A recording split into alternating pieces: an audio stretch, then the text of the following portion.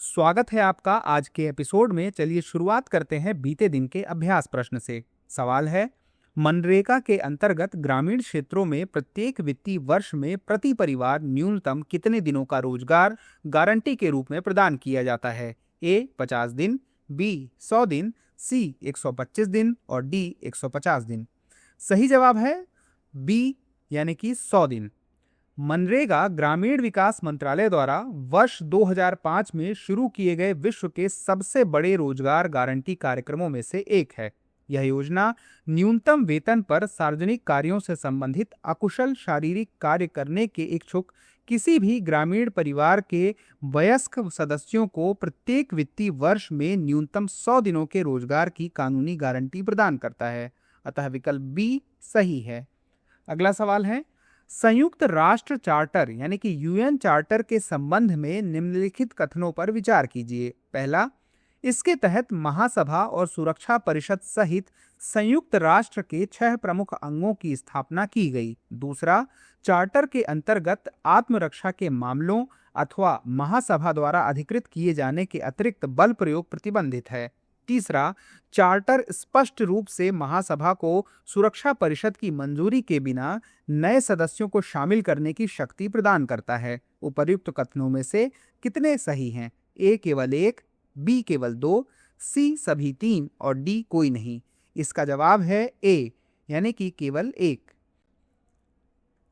संयुक्त राष्ट्र चार्टर पर 26 जून 1945 को सैन फ्रांसिस्को में अंतर्राष्ट्रीय संगठन पर संयुक्त राष्ट्र सम्मेलन के समापन पर 50 संस्थापक सदस्य राज्यों द्वारा हस्ताक्षर किए गए थे। चार्टर के तहत 6 प्रमुख अंग स्थापित किए गए: महासभा, सुरक्षा परिषद, आर्थिक और सामाजिक परिषद, ट्रस्टीशिप परिषद, अंतर्राष्ट्रीय न्यायालय और सचिवालय। अतः कथन 1 सही है। चार्टर के अनुच्छेद 2.4 के अंतर्गत आत्मरक्षा अनुच्छेद 51 या सुरक्षा परिषद न कि महासभा द्वारा अधिकृत किए जाने के अतिरिक्त बल प्रयोग को प्रतिबंधित किया गया। अतः कथन 2 सही नहीं है। अनुच्छेद 4 के तहत महासभा में नए सदस्य देशों को शामिल किया जाता है, लेकिन केवल सुरक्षा परिषद की अनुशंसा पर, जिसके पास वीटो शक्ति होती है। अतः कथन 3 सही नहीं है।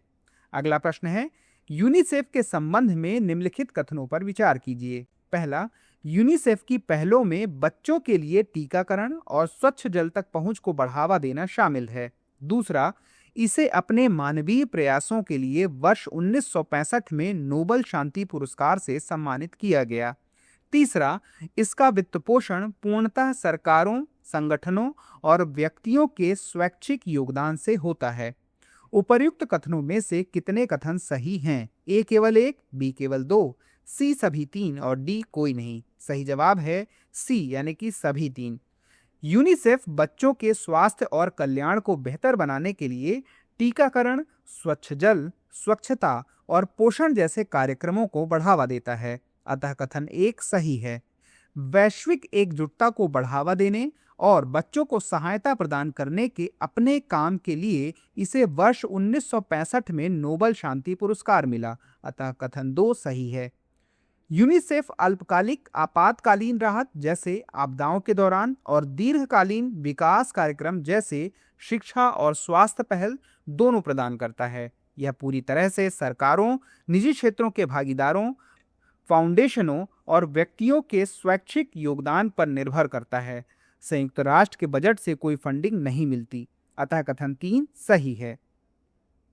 अगला प्रश्न है, साओरा जनजाति के संबंध में निम्नलिखित कथनों पर विचार कीजिए। पहला, यह तमिलनाडु की प्राचीनतम जनजातियों में से एक है जिसका उल्लेख रामायण और महाभारत दोनों में मिलता है। दूसरा, इसके 2 उपसमूह हैं, सुधा साओरा जो मैदानी इलाकों में सिंचन कृषि करते हैं और लांजिया साओरा जो पर्वतीय क्षेत्रों में स्थानांतरी कृषि पर निर्भर हैं।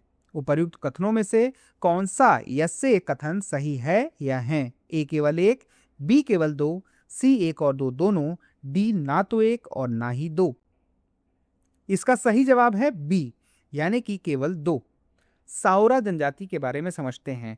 साओरा ओडिशा की प्राचीनतम जनजातियों में से एक है जिसका उल्लेख रामायण और महाभारत में मिलता है और यह आंध्र प्रदेश, झारखंड, मध्य प्रदेश और असम के कुछ हिस्सों में भी पाई जाती हैं, अतः कथन एक सही नहीं है। साओरा जनजाति में दो मुख्य उपसमूह शामिल हैं, सुधा साओरा जो मैदानी इलाकों में निवास करती है और सिंचन कृषि और मजदूरी का कार्य करते हैं, और लांजिया साओरा जो पर्वतीय क्षेत्रों में निवास करते हैं और स्थानांतरी और सीढ़ीदार वेदिका कृषि पर निर्भर हैं, अतः कथन 2 सही है। अगला सवाल है, टीकों के संबंध में निम्नलिखित कथनों पर विचार कीजिए। पहला, टीके रोग उत्पन्न किए बिना प्रतिरक्षा प्रणाली को एंटीबॉडी उत्पन्न करने हेतु प्रेरित करते हैं। दूसरा, सभी टीके एक खुराक के बाद आजीवन प्रतिरक्षा प्रदान करते हैं। तीसरा, mRNA टीके द्वारा वायरस की आनुवांशिक सामग्री के एक छोटे टुकड़े का उपयोग करके कोशिकाओं को एक प्रोटीन उत्पन्न करने का निर्देश दिया जाता है, जिससे प्रतिरक्षा प्रणाली सक्रिय होती है। उपर्युक्त कथनों में से कितने कथन सही हैं? ए केवल 1, बी केवल 2, सी सभी 3 और डी कोई नहीं। इसका जवाब है बी, यानी कि केवल 2। टीके संक्रमण की नकल के अनुरूप कार्य करते हैं, जिससे रोग उत्पन्न किए बिना प्रतिरक्षा प्रणाली को एंटीबॉडी उत्पन्न करने हेतु प्रेरित किया जाता है, अतः कथन 1 सही है। सभी टीके आजीवन प्रतिरक्षा प्रदान नहीं कर सकते। कुछ, जैसे कि टिटनेस वैक्सीन के संदर्भ में समय समय पर बूस्टर खुराक की आवश्यकता होती है, जबकि अन्य, जैसे कि इन्फ्लुएंजा वैक्सीन से प्रतिरक्षा समय के साथ कम हो सकती है, अतः कथन 2 सही नहीं है। mRNA टीके द्वारा वायरस की आनुवांशिक सामग्री के एक छोटे टुकड़े का उपयोग करके कोशिकाओं को एक प्रोटीन उत्पन्न करने का निर्देश दिया जाता है, जिससे प्रतिरक्षा प्रणाली सक्रिय होती है, अतः कथन 3 सही है। अगला सवाल देखते हैं, वायु गुणवत्ता सूचकांक यानी कि AQI के संबंध में निम्नलिखित कथनों पर विचार कीजिए। पहला, भारत में AQI केंद्रीय प्रदूषण नियंत्रण बोर्ड यानी कि CPCB द्वारा जारी किया जाता है। इसमें 8 प्रदूषक शामिल हैं, जैसे PM10, PM2.5 और ओजोन। तीसरा, AQI सार्वजनिक स्वास्थ्य पर वायु प्रदूषण के दीर्घकालिक प्रभाव को मापता है। उपर्युक्त कथनों में से कितने सही हैं? ए केवल 1, बी केवल 2, सी सभी 3 और डी कोई नहीं। इसका जवाब है बी केवल 2। पर्यावरण, वन और जलवायु परिवर्तन मंत्रालय के तहत केंद्रीय प्रदूषण नियंत्रण बोर्ड यानी कि CPCB भारत में वायु गुणवत्ता सूचकांक AQI जारी करने वाली नोडल एजेंसी है, अतः कथन 1 सही है। भारतीय AQI में 8 प्रदूषक शामिल हैं, अर्थात PM10, PM2.5, NO2, SO2, CO, O3 यानी कि ओजोन, NH3 यानी कि अमोनिया और PB यानी कि लेड, अतः कथन 2 सही है। AQI मुख्य रूप से प्रदूषित वायु के संपर्क में आने से होने वाली अल्पकालिक स्वास्थ्य प्रभावों घंटों या दिनों के भीतर पर ध्यान केंद्रित करता है, न कि दीर्घकालिक प्रभावों पर, अतः कथन 3 सही नहीं है। अगला सवाल है, मुद्रास्फीति के संबंध में निम्नलिखित कथनों पर विचार कीजिए। पहला, उपभोक्ता मूल्य सूचकांक CPI वस्तुओं और सेवाओं की एक निश्चित टोकरी के लिए उपभोक्ताओं द्वारा भुगतान की गई कीमतों में औसत परिवर्तन को मापता है। दूसरा, कोर मुद्रास्फीति में अंतर्निहित मुद्रास्फीति प्रवृत्तियों को प्रतिबंधित करने के लिए खाद्य और ऊर्जा की कीमतों जैसी अस्थिर वस्तुएं शामिल होती हैं। तीसरा, मुद्रास्फीति लक्ष्य निर्धारण एक मौद्रिक नीति रणनीति है, जिसमें केंद्रीय बैंक एक विशिष्ट मुद्रास्फीति दर को अपने लक्ष्य के रूप में निर्धारित करता है। उपर्युक्त कथनों में से कितने सही हैं? ए केवल 1, बी केवल 2, सी सभी 3 और डी कोई नहीं। इसका सही जवाब है बी। अब इसमें समझ लेते हैं। उपभोक्ता मूल्य सूचकांक CPI समय के साथ वस्तुओं और सेवाओं की एक निश्चित टोकरी के लिए उपभोक्ताओं द्वारा भुगतान की गई कीमतों में औसत परिवर्तन को मापता है, अतः कथन 1 सही है। कोर मुद्रास्फीति अंतर्निहित मुद्रास्फीति प्रवृत्तियों पर ध्यान केंद्रित करने के लिए खाद्य और ऊर्जा की कीमतों जैसी अस्थिर वस्तुओं को बाहर रखती है, अतः कथन 2 सही नहीं है। मुद्रास्फीति लक्ष्यीकरण में केंद्रीय बैंक मौद्रिक नीति को निर्देशित करने के लिए एक लक्ष्य के रूप में एक विशिष्ट मुद्रास्फीति दर निर्धारित करता है, अतः कथन 3 सही है। अगला सवाल है, अंतर्राष्ट्रीय मुद्रा कोष के संबंध में निम्नलिखित कथनों पर विचार कीजिए। पहला, अंतर्राष्ट्रीय मुद्रा कोष की स्थापना वर्ष 1944 में ब्रेटन वुड्स सम्मेलन में अंतर्राष्ट्रीय मौद्रिक सहयोग और विनिमय दर स्थिरता को बढ़ावा देने के लिए की गई थी। दूसरा, विशेष आहरण अधिकार यानी कि एसडीआर आईएमएफ द्वारा अपने सदस्य देशों के आधिकारिक आरक्षित निधियों के पूरक के रूप में एक अंतर्राष्ट्रीय आरक्षित परिसंपत्ति के रूप में जारी किए जाते हैं। उपर्युक्त कथनों में से कौन सा या से सही है या हैं? ए केवल एक, बी केवल दो, सी एक और दो दोनों, डी ना तो एक और ना ही दो।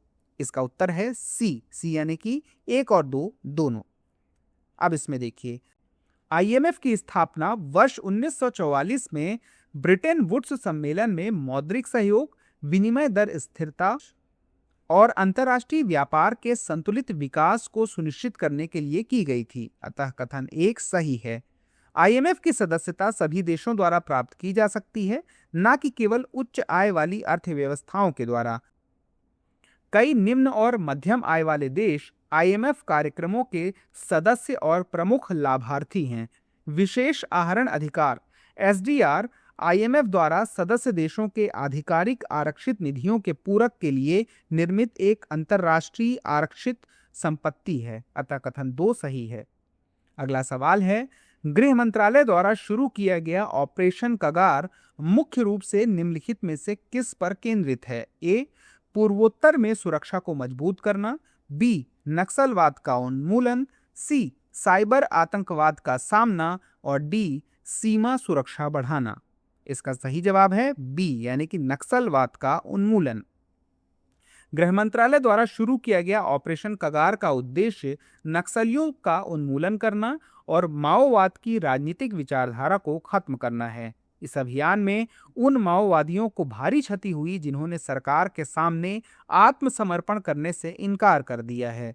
साउथ एशिया टेररिज्म पोर्टल के अनुसार 2025 के पहले 3 महीनों में छत्तीसगढ़ में सुरक्षा बलों द्वारा 140 से अधिक माओवादियों को मार गिराया गया। यह विकल्प बी सही है।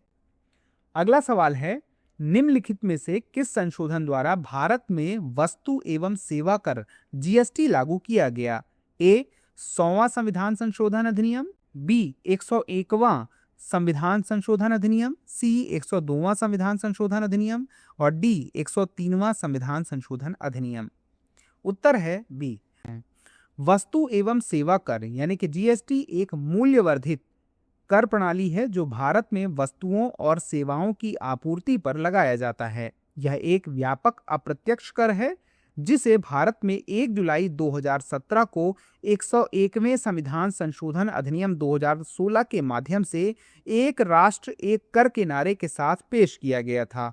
अतः विकल्प बी सही है। अब देख लेते हैं आज का अभ्यास प्रश्न। निम्न में से कौन सा नवीकरणीय ऊर्जा स्रोत में शामिल नहीं है? ए, सौर ऊर्जा, बी, कोयला ऊर्जा, सी, पवन ऊर्जा और डी, हाइड्रो पावर। इस सवाल का जवाब आप जरूर दीजिएगा क्योंकि जब आप जवाब देते हैं तो हमें और बेहतर करने की प्रेरणा मिलती है। तो जल्दी मिलते हैं अगले एपिसोड में। तब तक के लिए स्वस्थ रहें, मस्त रहें, पढ़ते रहें। धन्यवाद। डियर व्यूअर्स, अपने एग्जाम की तैयारी को और बेहतर करने के लिए हमारे चैनल को लाइक, शेयर और सब्सक्राइब करना न भूलें।